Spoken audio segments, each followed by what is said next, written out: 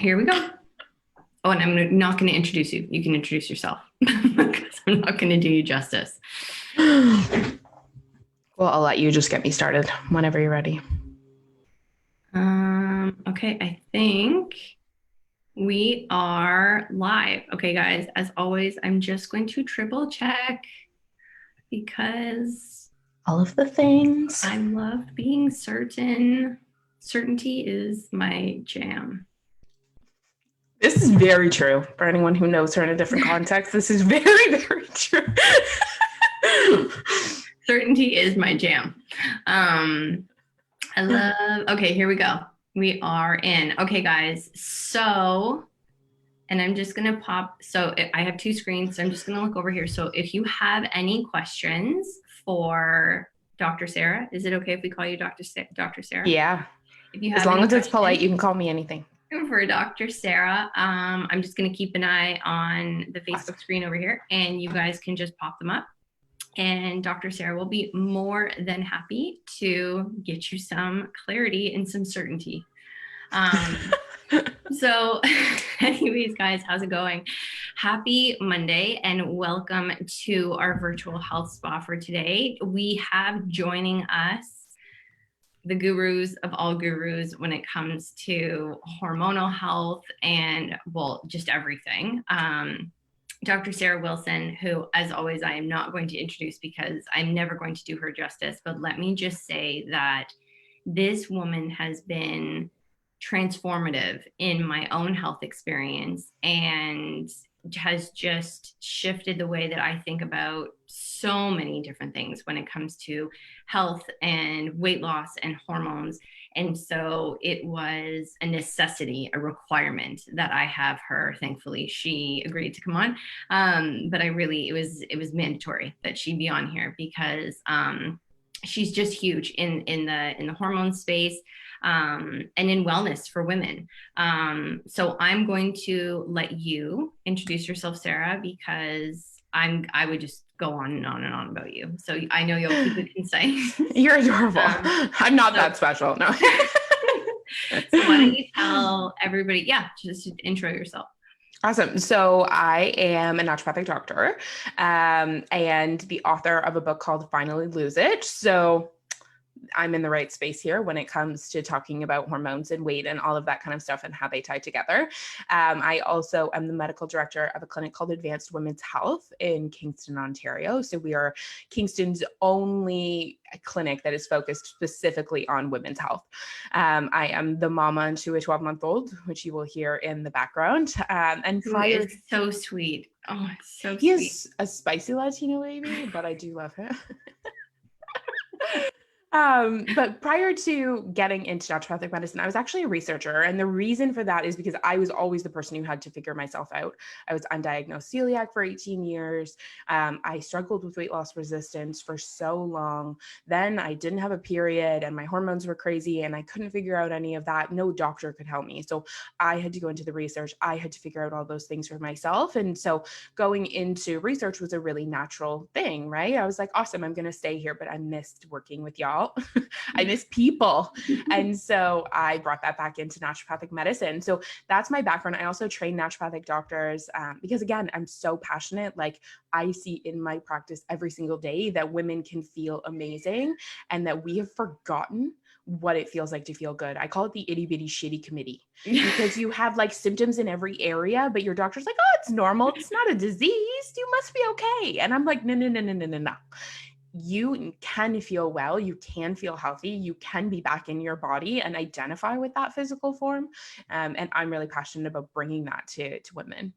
I love that. I love that so much. And I mean, you and I both, I could go on. I mean, I go on actually so often about like basic bitch doctors and like how they're just like, take this pill and do this thing. Or like, especially as women, because they're just like, oh, she's just, she's overreacting about something again. And I'm like, no, like this is real. These are real symptoms. This is a real feeling that I'm feeling. So the very fact that you honor that in women and have this mission and then also to train other naturopaths in the same light is just, it's beautiful. It's huge. I think it gives women a voice. Like it helps to validate, like make their voices valid, which I think is huge. Absolutely. And I always say, like, I used to work with medical doctors all the time. They're doing the best they can. They just don't know.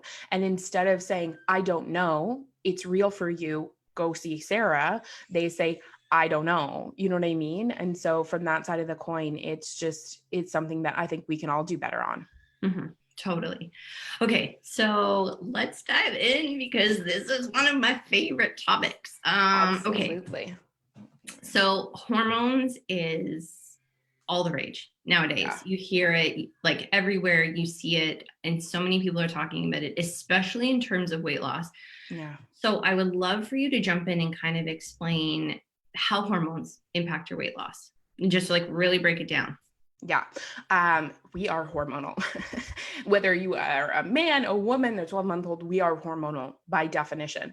And so my favorite thing to kind of help people understand this whole concept is we all know that person, that friend who is a size 2, covered in muscle, sits on her ass all day. I hope it's okay to say that, and eats McDonald's.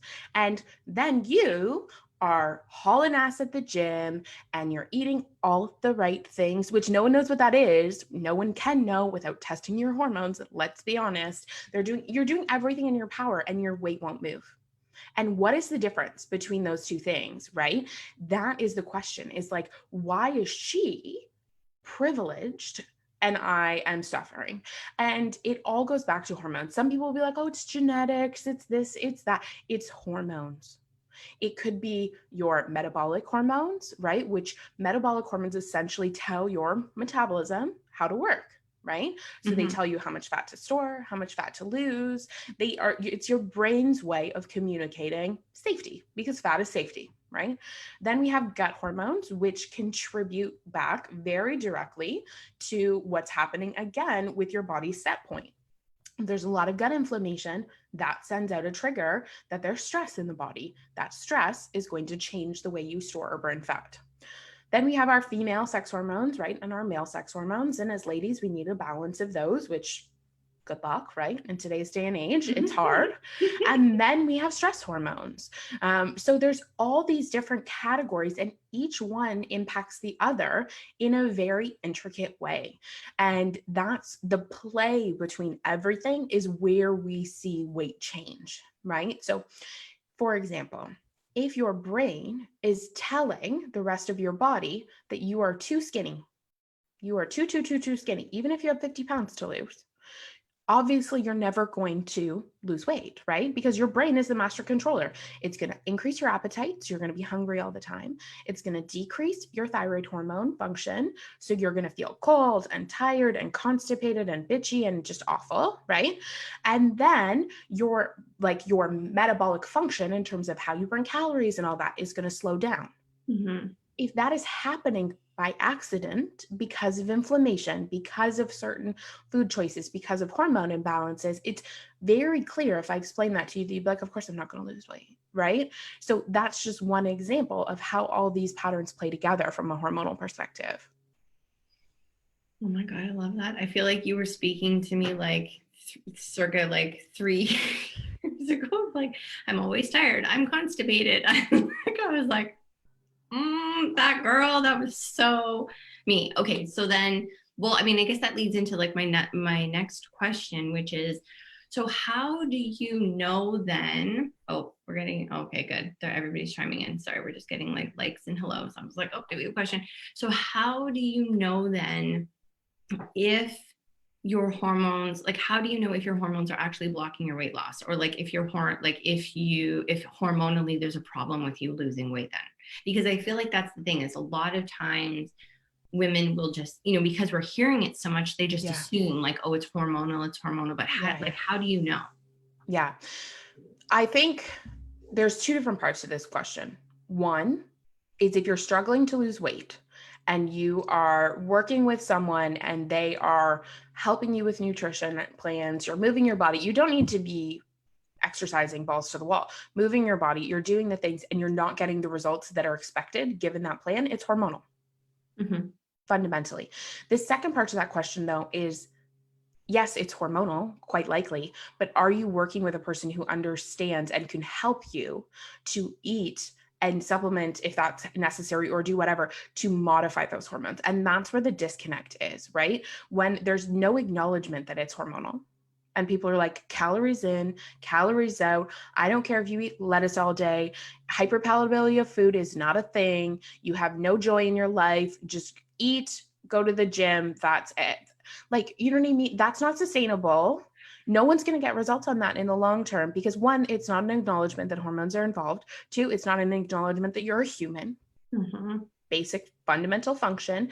And it's going to add so much stress, which is another hormone, to your day, because then you're cooking 5 meals because your one kid eats one thing, you have to cook for lunch tomorrow, your partner wants something different, and you haven't figured out a way that you can modify all those things so that you can support hormones like insulin, right? And leptin, which I'm sure we'll talk about. You can eat in such a way that you can actually have a bowel movement, which is really important for detoxifying estrogen, right? You can do things that fit in with your lifestyle so that they're sustainable and achievable, but at the same time, have someone who has a knowledge of what could be happening and caters your intake to that. So I'll let you ask a question and then I'll break down like physically what you can look for in your body too as signs and symptoms. No, I was just going to say, we need to have like a whole other separate call about bowel movements. Yeah. I'm not in my office right now, but like I have a poo emoji because I have one right here. Your poo a emoji company pillow? Sent me one. And you also have a poo emoji pillow. I have a poo emoji pillow, and then I have these kicking around my office. So there's lots of poo talk around here because what goes in and what comes out gives you the most information in your whole body. Okay, so then, oh my God, yeah, we could take this on so many different tangents. I don't even know where to go. Okay, so why don't we break down symptoms to see if people can kind of identify themselves in a pattern? Okay, because I oftentimes when I go through that, people are like, what? So from an insulin perspective, insulin is a master hormone regulator. It's a master hormone, right? It regulates everything. And the reason for that is because I always tell people if your blood sugar is too high or too low, you will die. And so any hormones that could begin or end your life are critical, and they change everything else in the process. So insulin, we think of it as a fat storage hormone, but what it does is it regulates your blood sugar. So you eat a meal, your blood sugar rises, and insulin comes and chooses where that goes. It's like, okay, am I going to go to protein into muscle? Am I going to go into fat stores? And so it needs to come up and down, right? Because we want to put in our fat stores and take it out in between meals. But if that's never happening, then you're stuck in fat storage mode, right? And there's a number of reasons that can happen, but the things that you'll start to see on your body is skin tags, right? I'll have a woman come in and there's skin tags all over here. I'm like, insulin resistance, right? We can see acne, and especially adult acne. And when you're like, oh my God, I'm using all the topicals, I didn't have this as a teenager, what the heck is going on? It's insulin, right? Weight gain in your abdomen, right? And that bra fat area, insulin related. That's kind of those signs and symptoms. If you are looking at female sex hormones, we always think of estrogen as the big one, right? So if you're having cyclical symptoms, right? So what that would mean is 28-day cycle, classic. The second half of your cycle, you have breast tenderness and you're bloated and your period's really heavy and clotty and you hate your life and you gain all your weight in your abdomen or like your butt and your thighs. And you're just really struggling from that side with mood changes during your period. That's going to be classically an estrogen pattern. And so estrogen and insulin are friends. Gotta love it. So your body is then going to be more sensitive to blood sugar changes and insulin changes in that state. So that's another kind of sign or symptom. Stress is a huge one, especially right now, right? And so if you find that you just like, no matter what, you're white knuckling any diet plan, and I say diet, not as like you're on a diet, but on a meal plan, you're eating food. You're just like white knuckling it. You're like, oh my God, drive past the chocolate. Like in that situation, there's a stress component to it. And oftentimes women will see kind of weight gain a little bit of everywhere, but you're also going to be hangry all the time. And you're just really, really struggling. So those are kind of the big categories of patterns we think of when we're looking at hormones. Okay, so then let's talk about, I also wanted to talk about the circadian rhythm too, because I think that that's huge. But okay, where should we go with this now? Okay, so let's talk so let's start to cover stress Yeah. because I think with everything going on right now, I want to, okay, so there's a couple things. I want to talk Yeah. about stress. I Yeah. want to talk about sleep. I Yeah. want to talk about circadian rhythm. So why don't let's tackle stress first, just because so many people are losing their minds right now. Like, what are we on day like 112 of? Don't even ask me, of my business clothes. It's still available online. But no, so what can be helpful in this situation? Because when we're talking about stress and sleep and circadian rhythm, we're talking about, like, essentially they're all different sources of inputs of stress on the body. So when we say stress, we often think of psychological stress. Stress in your marriage, stress with your job, but stress literally means anything that takes your body away from its balance point, which is homeostasis. So lack of sleep is a stress. Eating food at the wrong time of day and not having any source of routine is a huge stress, right? Your body makes its hormones on a rhythm and routine. That's why we're so like, oh, baby's got to go to bed, right? Because from that side of the coin, it's a rhythm and a routine we need. Inflammation is a huge source of stress on the body. Gut issues are a huge source of stress on the body. Nutrient deficiencies are a huge source of stress, which is why you need to eat a nutrient-dense diet so that your thyroid works and that your hormones come under control and all of that kind of stuff. So those are all the big ones when it comes to looking at sources of stress. And I know you've covered a bunch in terms of gut, or you will in upcoming talks. So as we dial over to mental, emotional stress, circadian rhythm, and sleep, they all go hand in hand in terms of how they affect our hormones. So starting with stress, raise your hand. So many people have heard of the term adrenal fatigue or pregnenolone steal. Our adrenals are never fatigued. They know what they're doing. You know what I mean? But it's just how our brain is communicating what it needs in those moments and how our hormones are responding. So right now we have two big categories of stress that everyone's going through. Anxious, overwhelmed, they're in fight or flight or freeze, right? So you're either like doing all the things, getting your family safe, or you're like, I don't know what to do. And you just feel like you're collapsing. Right? Those are different stress responses, but it's still going to feed back to your body the fundamental message: we are not safe here. And when your body says, I am not safe here, what the heck do you think it does? It's like, oh yeah, let's lose some weight. I want to meet these aesthetic goals. Not happening, right? It's really what's like, I'm going to hold on to everything. Exactly, right? Because it's like, I have to be protected. I have to be safe. And fat is very safe. That is why all of our fat cells have their own cortisol receptors. And they can take something called cortisone make it into cortisol. So your fat is literally making you more stressed because it's like, girl, I have to be protected. I have to be safe right now. And so it's really important to understand that your body is doing its best to take care of you. And so we have to respect and work with that. We don't have to say, okay, surrender. Yeah. I'll lie in my bed all day long. This is my only option. But we have to appreciate and understand what it's trying to do for us so that we can then move forward and say, okay, cool. I'm going to do these specific things to help to work on my stress response. I'm going to incorporate meditation or mindfulness. I'm going to go for a walk. Right? We know that walking can lower cortisol. I'm going to listen to positive podcasts and not the news.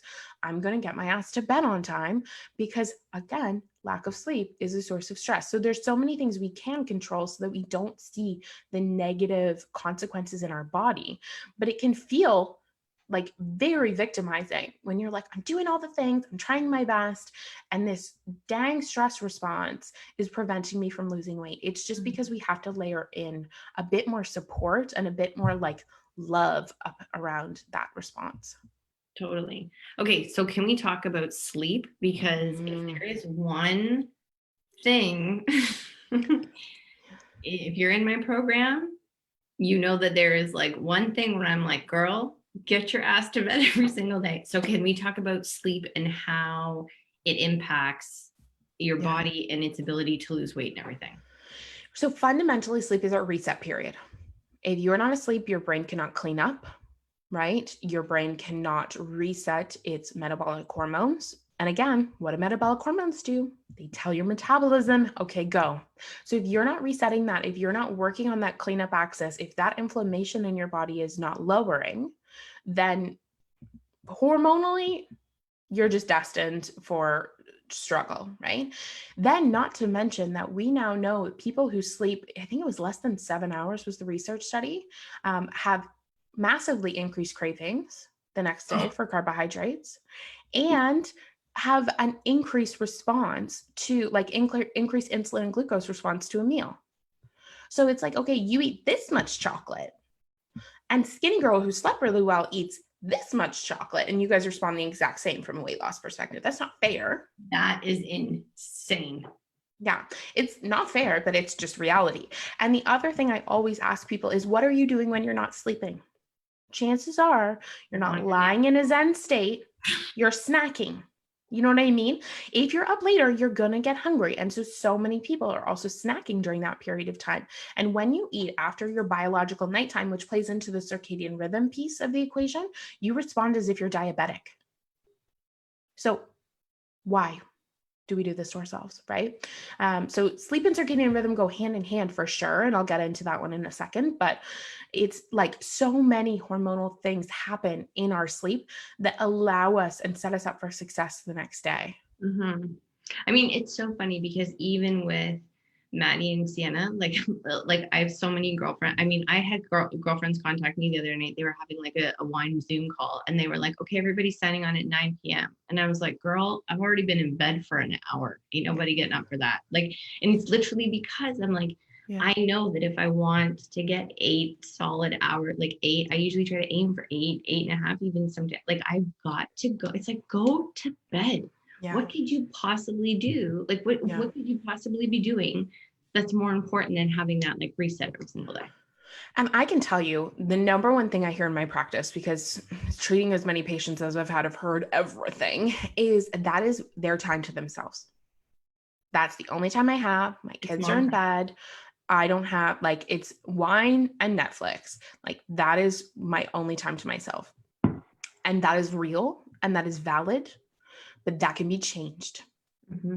You can bring partners online. You can get a couple hours of daycare a couple times a week or once a week so that you can do your own thing, right? Like there's so many ways we can ask for help. Heaven forbid, we can ask for help. We can trade with other moms. You know what I mean? There's so many ways that we can get this time finally back to ourselves that we don't have to actually sacrifice all of our health goals to do it. Okay, so it's funny because Megan just commented, she said, tell my 3-year-old I need more sleep, which I find really funny. Okay, so let's talk about that then. So what would you recommend to a client who, I mean, like thankfully, touch wood, my girls are phenomenal sleepers, but like what would you recommend to a client who has babies and isn't getting, you know, a set amount of sleep every single night, or who has to stay up to sort of put their kids to bed? Hashtag night nurse. No, I'm joking. But actually, like I have a baby who also doesn't, like, he sleeps through every couple of weeks, but we still always get decent stretches for sure. So I'm also very fortunate in that. Like my cousin's kids, she's a year old and she's still up every 3 hours. I'm like, bless you. I could not. But it's a very real thing. So like aside from getting support for that, right, with a sleep, like a child sleep coach or support system, because sometimes there are things going on that you can change, you know what I mean? Like sleep is such a vulnerable time. So sometimes there's little things that you can do or say to kids. Sometimes it's a routine you set up for kids that can help them to sleep. If you're a new mama, this is not the time to try to lose weight anyways. I'm sorry. If you have a kid who's less than 3 months old, like dedicating yourself to a complex system of exercise and this and that is not great. Focus on feeding yourself and fueling yourself and eating more good things than bad things. Bad, good, you know what I mean? But like nutrient dense foods is your only goal during that period of time.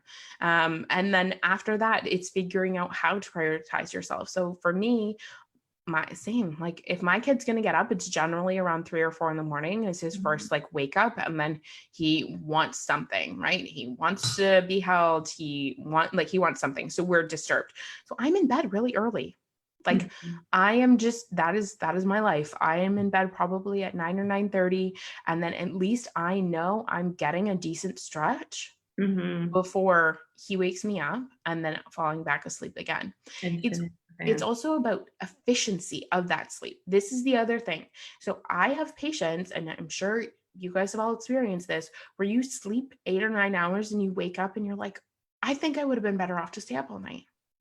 You're tossing and turning, you're restless, you're not feeling great. If you get really good sleep efficiency for 5 hours, you get into deep REM sleep, your nervous system can relax, you're not missing any of those nutrients. You can use sleepy time teas, supplements if someone's helping you, right? To get really efficient sleep, you don't necessarily have to worry about those breaks in time. So like when I sleep, you best bet I am out. I'm out. Like there ain't nobody waking me. My husband, if he snores, God help him. It is the end of our like sleeping together time. I will go to a different room. But it's about fiercely protecting the hours that you do get, because you can still get into REM sleep and get a really, really good quality sleep in 5-6 hours. You obviously want more than that, and you want to extend that window. So if it's broken, okay, you do 5 hours and then you do 3 or something like that. But it's sleep efficiency is really important in that equation.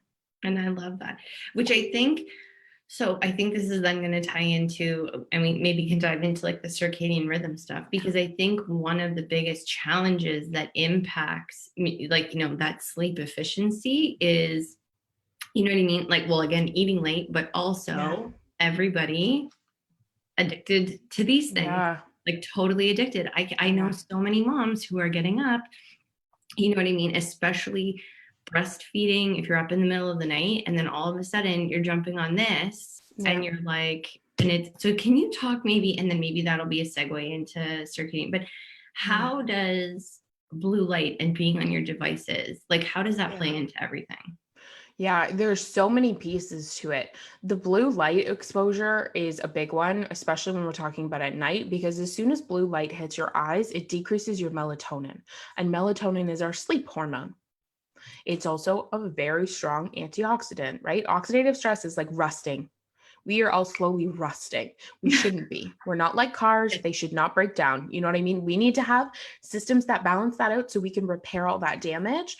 But as we decrease all these good hormones like melatonin, it's going to contribute to more issues in the long run. So that's a big one. Even for me, like when I was breastfeeding, we have red lamps in the baby's room. So red light does not emit. Pardon? No, I was going to say, I love the red light. Yeah, no. So red light does not give you that same response. So the entire nursery is red light. Like we do not ever turn on a bright light in front of our kid after a certain period of time. That's just like rule. And same with, it allowed me to get back to sleep really quickly when I was breastfeeding because I could just roll out. So that is a big one.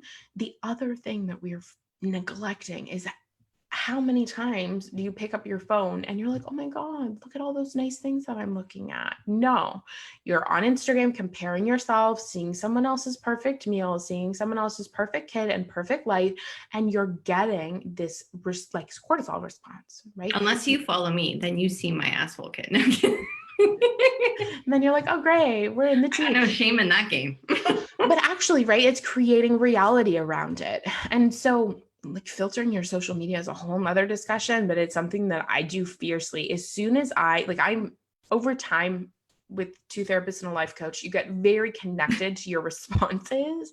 And so if I have a response, which there's envy or I'm judging myself or comparing myself, I will mute that channel until I can deal with that, or until I'm like, you know what, that person wasn't serving me anyways. Because I think it's really important to filter, not to be naive to the world, but to control what we're seeing in our leisure time.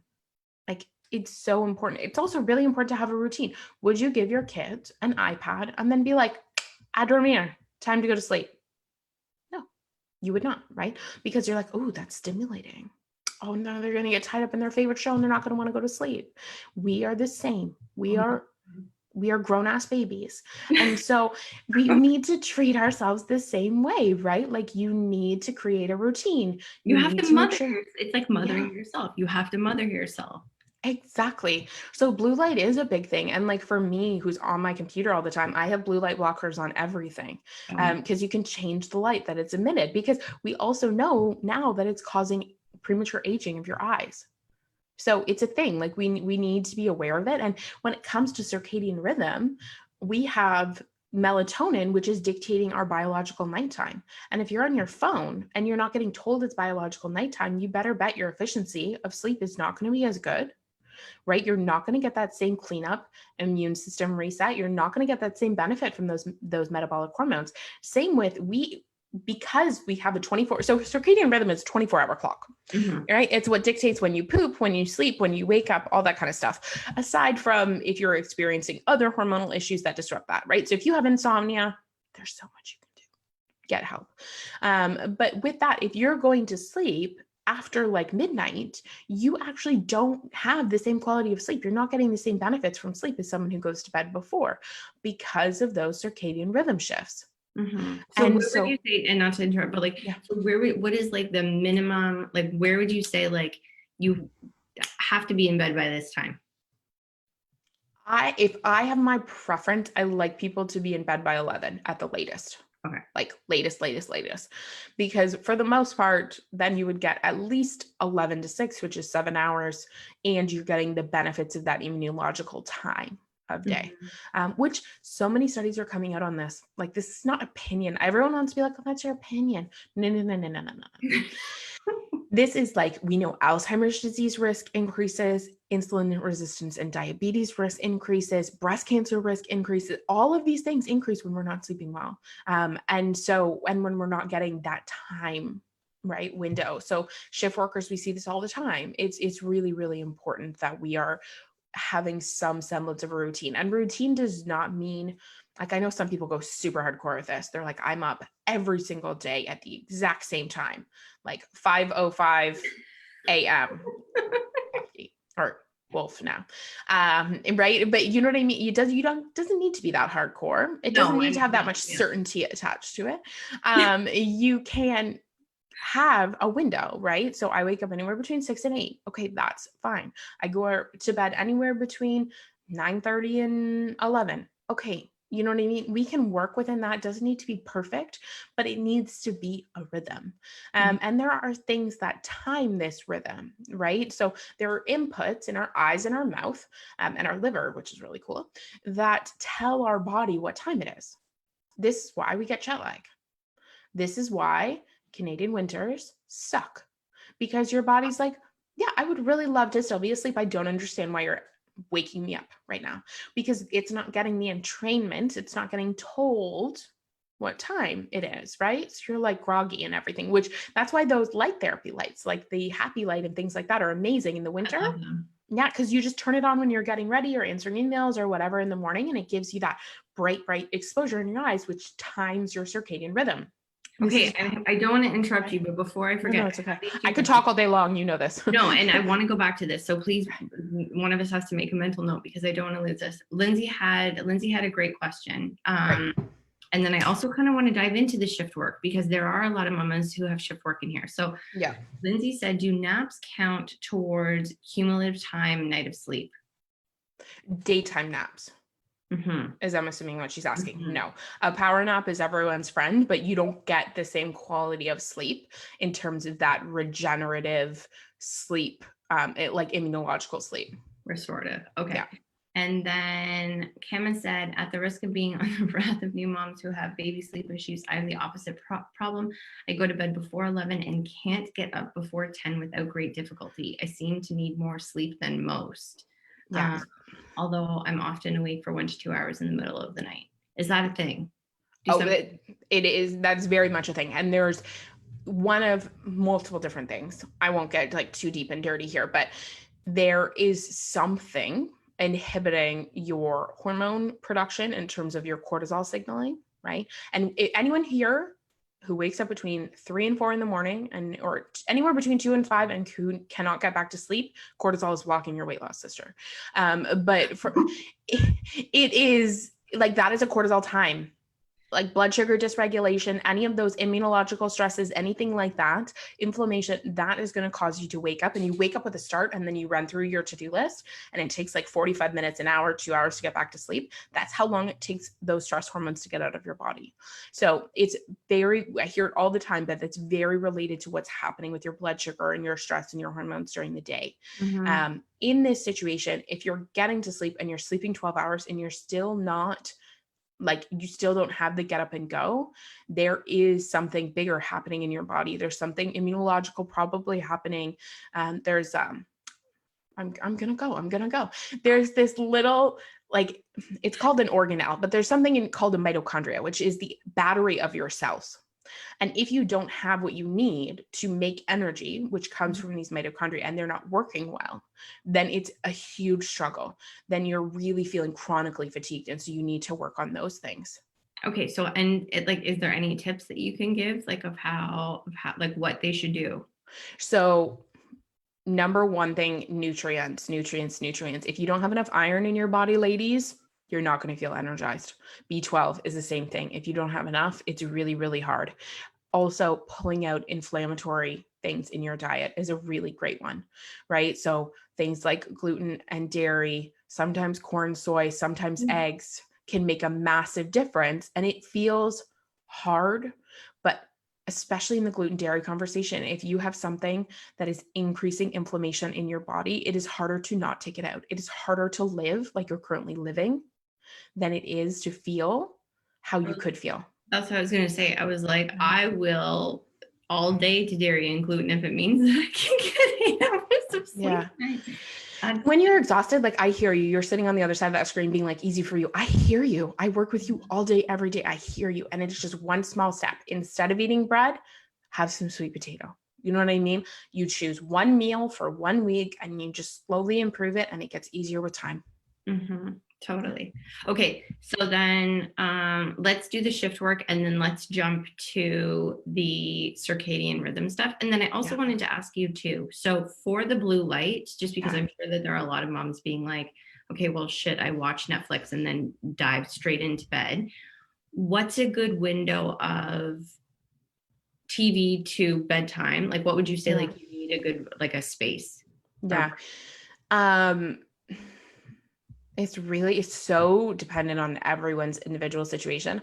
I like to say, if you can give yourself half an hour to an hour of like hard book reading, or heaven forbid, talking to our partners, then that can really be a helpful window just to calm down. Taking a bath, doing something like that can be really helpful. Even like listening to a meditation, that half an hour to an hour can be great. You can wear blue blockers, but obviously this stimulation of the show is not going to decrease the blue blocks. Totally. So, yeah. Completely agree. Okay. And so for shift work, what do you recommend for people who work shifts? This is huge. Yeah, it's absolutely massive. It depends a lot. So if you're on night shift all the time, it's actually a little bit easier for your body to deal with, because you can create a biological day and a biological night still. So those people can have complete blackout rooms during the day. You can take like low-dose melatonin to help to support that. And then you can use herbs to help to support the stress response. So essentially recreating a 24-hour clock if it's consistent. You also do want to be really mindful of blue light exposure. Mm-hmm. That's something that oftentimes I will have night shift workers wearing blue blockers, doing that type of thing to help to support their bodies and making sure that you're getting true darkness. None of this like my curtains are closed. True pitch black darkness is really, really critical when you are sleeping. So that's the kind of easier one to deal with, because you can use melatonin and you can use herbs that stimulate cortisol to recreate a rhythm. You can use eating patterns. If you're on constant shift work, then you need to find a happy medium. Like the day, night. That's where it does get really, really tricky. So oftentimes you're using melatonin to help you sleep because it can be really hard. But the thing is, you don't want to use melatonin and then expect your body to make melatonin at a different time of day. Mm-hmm. So that's where you pick your time. You also would change meals so that you're always eating during a certain window, whether you're on days or nights. Mm-hmm. So that if you're looking at, okay, I wake up for work at 4 in the afternoon, right? I'm going to eat at 4 o'clock, and then I'm going to eat at 8 o'clock, and then I don't eat again until morning. You know what I mean? Until kind of like 8 a.m. And then on the other days, you're eating at 8 a.m. and then you're not eating again until 4 o'clock and then 8 o'clock. So it's creating some semblance of normalcy, because the things that train your circadian rhythm Mm-hmm. is going to be light, it's going to be food, and it's going to be activity.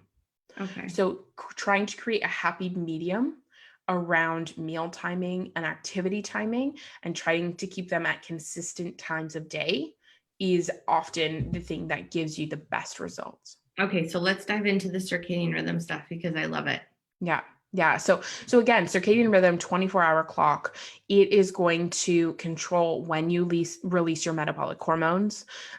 So for example, we have a different sensitivity to our hormones at different times of day. That's why if you eat a carbohydrate rich meal in the evening, your body responds like you're diabetic, and you better bet that you're going to store most of that as fat. Mm-hmm. Like your 9 p.m. chips, ain't nobody got time for that. That is really, that's my favorite meme these days. I think I've sent it to you like 3 times. But that is something that really is going to work against you really significantly. And we also have cortisol, which is our body's stress hormone, that should spike in the morning to help us feel awake. It should drop down throughout the course of the afternoon and then drop low at night so that your melatonin can rise.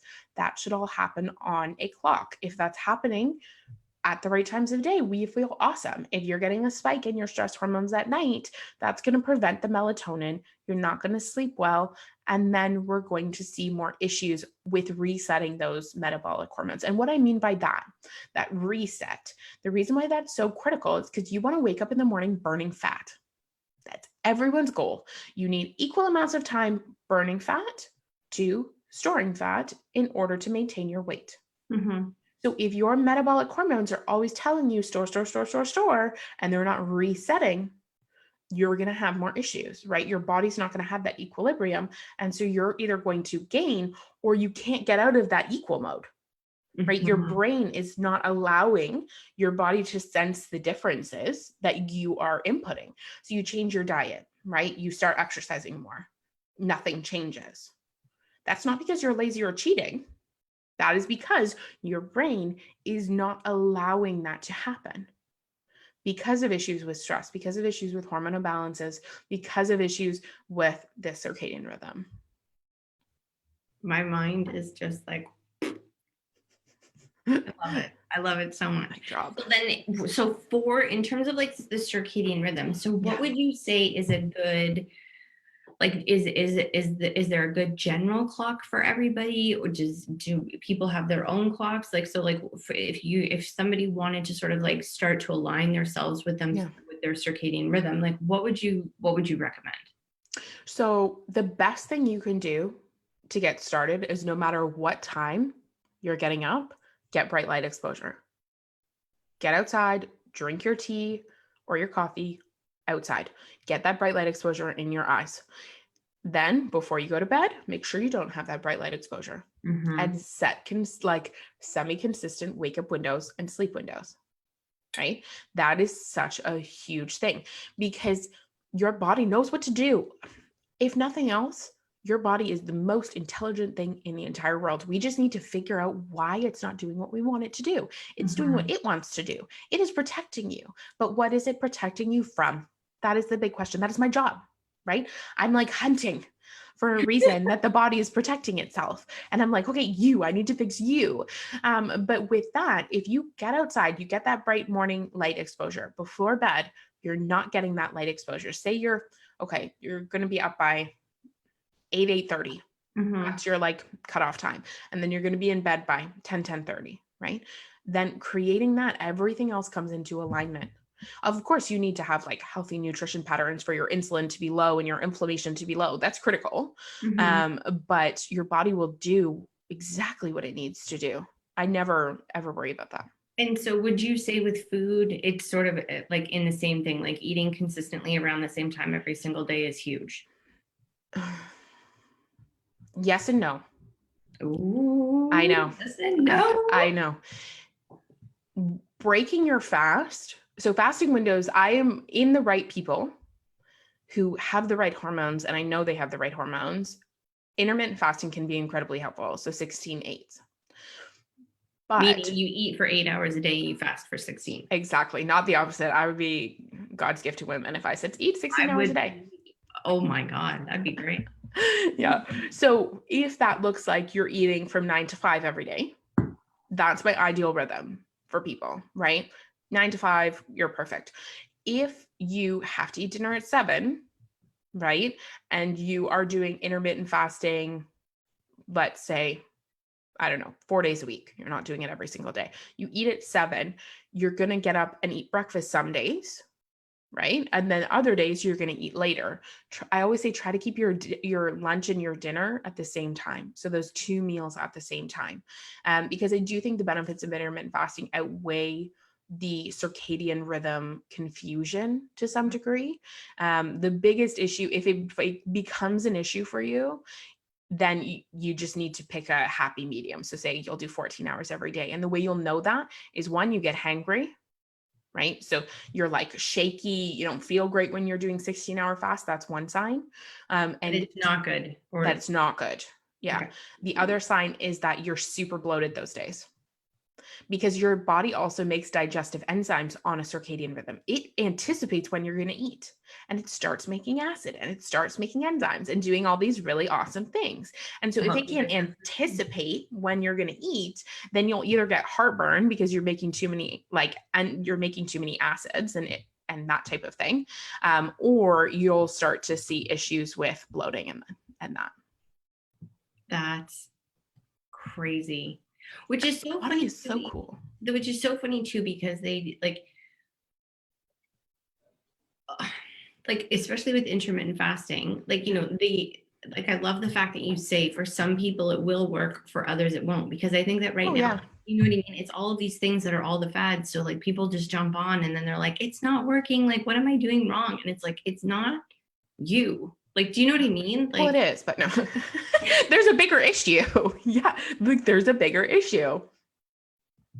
totally. And I always say exercise is a luxury, not a right. Fasting is a luxury, not a right. The keto diet is a luxury, not a right. And so you need to understand what your metabolic bank has, what your body can do, and work within that. And there's so much change that can happen. There's so much that can happen. But we also need to consider not only physiologically what your body can handle, but psychologically. Because every time you start one of these things and you don't get the results that you expected, and you struggle and you fall off, which is, I hate that word, but you fall off, you know what I mean? You're going to beat yourself up. You're going to question whether you can succeed. You're going to sit there and be like, well, it's not even worth trying again because it never works for me. It doesn't work. It's not for me. I can't do it. And that is so critical. Like that conversation is really, really, really important and really underlooked. So that's why you need data. You need some kind of person doing a really good intake and understanding and explaining. You need a really good questionnaire. You need lab work. You need something to help guide your path so that things are being done based on data and not based on what worked for Skinny Bitch, right? It's a very different situation. It's a very different situation. We all love her, but we don't. Secretly, it's this relationship. But you know what I mean? Because she has a completely different hormonal situation than you have. And so we can't expect those things to work. And that feeling of failure and that feeling of like, I can't do it, it's not going to happen for me, it's really hard on you. And if anything, taking people out of that situation and helping them understand their bodies is what I'm extremely passionate about. Mm-hmm. I totally love that. Okay, hold on. I've been seeing so many things pop up and I just want to make sure. Let's do it. Oh God, last time I did this, it went right into, it like double played the video. Wait a minute. Yeah, no, all good. All the questions. And we can pause now and take questions if you wanted to. Okay, hold on one second. Let me just see. be in bed by this time. Yeah. Hold on. This is exactly what happened. And we can pause now and take questions if you wanted to. Okay, hold on 1 second. Okay, hold on 1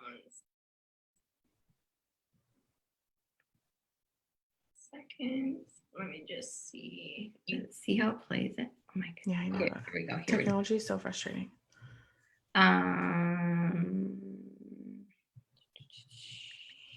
Okay, so Katie said I've been dairy free for a while. Lindsay suggested going gluten free. So Katie has a lot of hormones. What would you say to somebody who has a lot of hormones? I mean, it's hormones. She does, yeah. Katie has a lot of migraines. What would you say to somebody? So she's not gluten free. What would you say to somebody as like a first step if they're suffering from like a lot of migraines? There's something called histamine in the body. Histamine is a neurotransmitter, but it is also involved with perception of pain. It's involved with mood, blood pressure, digestion, all that kind of stuff. So there's something called the low histamine diet. That is one of the things that I recommend having a peek at, because things that are typically so healthy, like fermented foods, can actually cause issues in people who have migraines.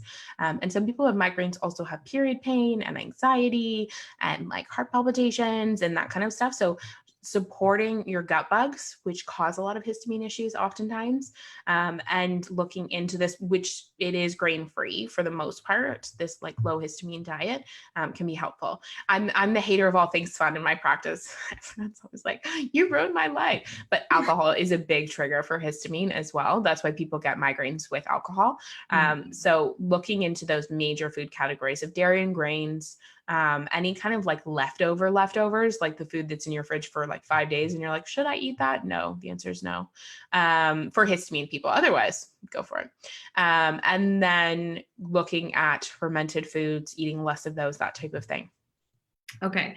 And then Gwen They can relate to weight as reference. And Gwen said, what about wearing a face mask at night? Is it helpful with creating rest? Getting a dark room is really critical for allowing this like circadian rhythm to know the difference between day and night. So blackout curtains, eye masks, all of that can be helpful. So too is right temperature. Phones out. That's what we have no phones in our room anymore. Yes, same. We charge our phones in a different room. So no phones, that's a big one. If you have to have your phone, I love it. I have to have my phone as an alarm clock. Buy an alarm clock. Perfect. But you can also put it on airplane mode if you absolutely have to. So that's something else. And then, the temperature of the room. If it's too hot, you're not going to sleep. You're not going to get that sleep efficiency as well. You know, I have a husband that loves to sleep in a freezing cold room, but I know that it's helpful. Okay, so that's kind of specific. Morgan asked, what lab work do you need? What tests do you ask for? I think we could probably take that one offline because that seems like it's pretty specific. There's a list in my book at the back, which goes through what like tests I like to do and the reference ranges. But it's really important, like the tests that are going to be most accurate in terms of specifically talking about weight loss resistance. We're just talking about that is inflammation testing. So ESR and CRP are the names of those tests. C-reactive protein and erythrocyte sedimentation, right? I know, heavy. And then insulin testing can be really helpful. Morning cortisol can sometimes be helpful, but I do often test hormones if I see hormone issues with urinary testing. So I like the Dutch test. So that type of thing. I often test people's gut just to see what's happening, because we now know very clearly, like the research comes out every week and solidifies this, that your bacterial balance is going to dictate success with any kind of hormone. So that's really important, whether it's cortisol, whether it's gut hormones, insulin, all goes back to your gut. So those are specific ones that I like when it comes to the weight loss resistant side of the equation. Mm-hmm. But I think it's also important to say too, those tests are pretty pricey. Yeah. So you need to make damn sure that that's like going to help you. And a good intake is sometimes all you need. Yeah. Like that's the thing, is when you work with someone who does this all day long, like we go through the same questions, we see the same patterns. Sometimes it's more helpful than a test. And I love testing. But oftentimes when I do tests on myself, like I just did a hormone test that I was talking about, and it's like your cortisol's high. I'm like, thanks, tips. You know what I mean? Like, I was like, we're in a pandemic. I have a 1-year-old and I run a business. You're like, thanks, but no thanks. I'm like, okay, I need to work on my stress response more, but it didn't tell me anything I didn't already know. Mm-hmm. I mean, And I have the progesterone of a 20-year-old, so like all in. But other than that, I think that that's the thing is a lot of times, like, you know, like women are selling out like because these tests are like $400 or $500, and Yeah. so you know what I mean. You really want to make sure that you've done your due diligence prior to. Yeah. Whereas like inflammation tests are $3 each. Insulin glucose test is like $20. You can get so much information from that. Like I tell people, for less than $50, I can probably figure out what's going on if you want data.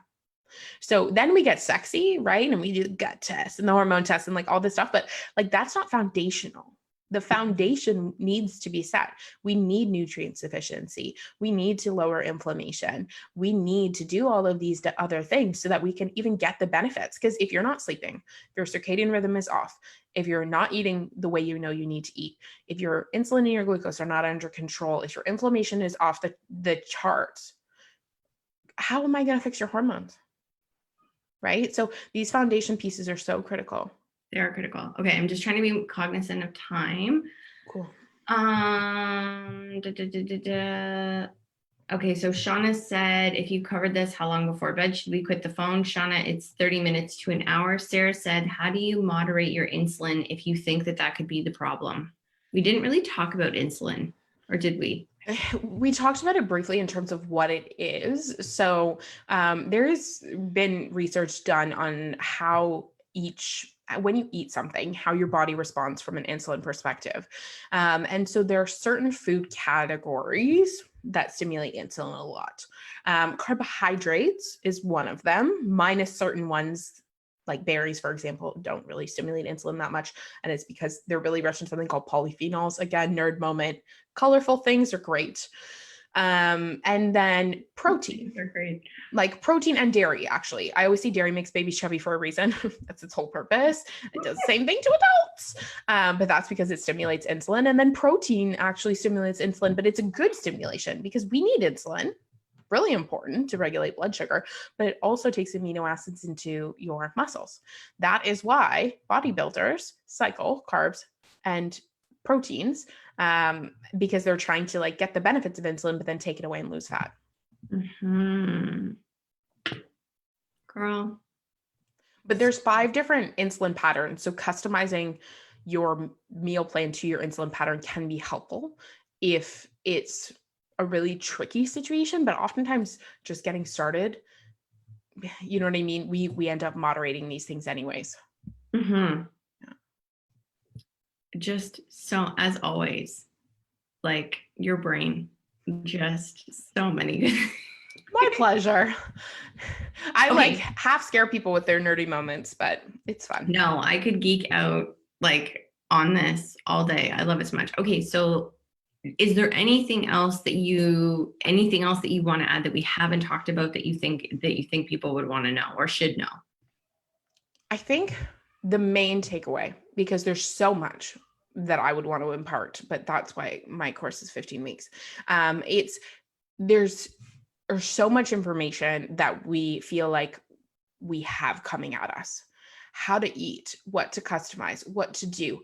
And really, I just want you to check into your body and figure out what doesn't feel awesome aside from your weight. Are you bloated? Are you constipated? Are you anxious? Are you stressed to the nines? Are you always exhausted? Right? There's so many signs that we get from our body that we ignore and we push down. Mm-hmm. And those things are giving you massive clues about what you need to do to achieve your goals. We cannot strong arm our bodies. This is why everyone hates health. Yeah, you have. This is why Lindsay hates me half the time and loves me the other. But it's because we cannot do that, right? Everything that's happening is a sign. Everything that's happening is leading us down a path. And you can choose to listen to that or not. Right?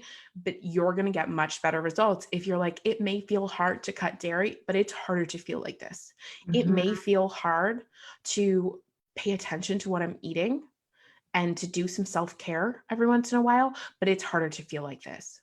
And when that moment happens, I know that there's going to be success. for who I'm working with. I know when they stop that, like, I'm just going to control the F out of this and eventually it's going to do what I want to do. And so it's just a matter of finding this balance of like really being self-aware and seeing what's happening and knowing that that's a clue. And then taking action on that in a way that supports your physiology and not taking away from it. I say that, it's funny that you say that too, because I always say that to clients. I'm like, the pain of what you feel right now has to be bigger than the pain of giving up whatever it is that's blocking you. Like if giving up dairy is harder than how you feel right now, dairy's going to win every single time and time again. Like, and so don't try, because then you're going to feel like a failure. You know what I mean? Do the work that you need to do to get to the place that it is harder. And that's, I think, the most important thing is like half the time we should ourselves into these things. You know what I mean? I should go on a diet. I should do this, but you don't want to do it. So until you get to the space that you actually know why you want to do something, which oftentimes looks at data, like I'll look at someone's blood work and I'm like, you might have diabetes in the next 5 to 10 years. Do you want that? And they're like, I don't want to eat dairy. Right. And so we all have our trigger, and sometimes we need to work with a coach to find that trigger, you know what I mean? To get motivated. If there's literally health reasons why you need to do this, you can work with someone to help you find that motivation. But sometimes it's just like checking yourself and being like, no, I am bloated. No, I do feel like crap.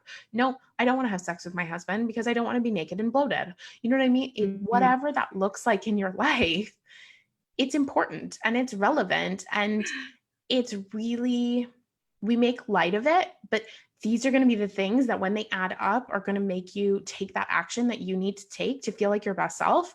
And I'm sure that you will get there. It may not look exactly like you pictured in your mind, but you're going to get healthy and you're going to feel good. And it's just a matter of starting on that path at the right time with the right person. I totally agree. Girl, as always, I adore you. Just amazing. It's such a pleasure, such an honor to have you. Thank you. Clearly, oh my goodness. Okay, so Lindsay said, do you take long distance patients? So currently I can only work with people who live in Ontario. That is my regulatory body's rules, is I can only work with people who live in Ontario. That being said, Lindsay, I'm an advisor to Lindsay's people. So Lindsay can facilitate testing and I can interpret results and support your plan. That is something that we have worked out for sure. If you live in Ontario. So Sarah and I do, so Lindsay, just so you know, Sarah and I do work together. So we come together to support patients using my skills and using her skills. So you get twice the amount of attention and love and support. And then that's essentially how outside of Ontario people get to work with me. I have naturopaths that I've trained all over North America. So if you wanted someone who's local to be able to do different types of testing, because Lindsay and I can't do all of the testing. So if you need someone on your team, they may be helpful, but that is an option as well. Amazing. All right, sweetie. Okay, well, I'm going to let you go because I know that you're super busy. So guys, if you have any questions about anything that we've talked today, like anything that we've covered, you can feel free to send me a DM or comment under this video. And we'll be sure to, give you the answers and get you the support that you need to feel like your best selves. So I just thank you again, Sarah, as always. Of course. Thank you for having me. It's fun. Anyone who'll listen to me, you can only imagine my family, what they experience. I do this all day long. I'm like, did you know? So I always love chatting about this. All right, sweetie. Okay, guys, thank you so much. It was so great. And we'll see you next week in the group. Okay. Bye. Bye.